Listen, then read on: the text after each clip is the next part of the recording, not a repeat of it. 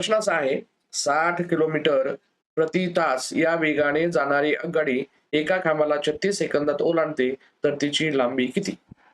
मग याचं उत्तर काढायचं आहे. याचं उत्तर काढण्यासाठी आपल्याला माहित आहे, अंतर बरोबर वेग गुणिले वेळ. आता याच्यामध्ये आपल्याला काय उत्तर काढायचंय? उत्तर काढायचं आहे आगगाडीची लांबी. आगगाडीची लांबी म्हणजे अंतर काढायचंय.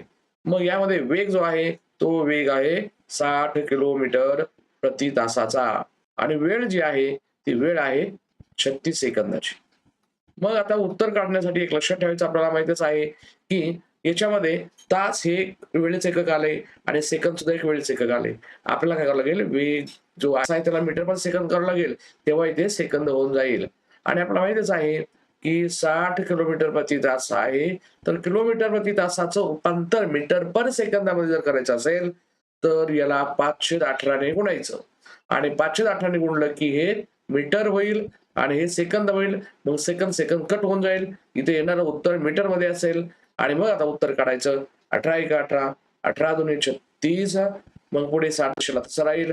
आता हे 5 दुणे 10 होईल. 5 दुणे 10 झाल्यावर मग या दोघांचा गुणाकार होईल. 60 10 600 मीटर ही झाली त्या आगगाडीची लांबी, जो की पर्याय आपल्याला पहिलाच दिसत आहे. 518 काय असतं?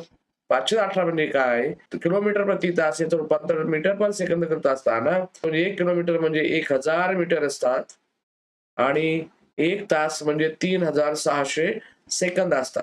मग याला संक्षिप्त रूप केलं म्हणजे 2 शून्य कॅन्सल, हे 2 शून्य कॅन्सल, दोघालाही भागायचं 2 2ने, म्हणून 2 ने भाग दिला 2 10 आणि तर 2 ने 36 ला भागले अर्धे होतील 18, म्हणून हे म्हणायचं 518 म्हणजेच 1000 मीटर भागिले 3600 सेकंदाचं संक्षिप्त रूप.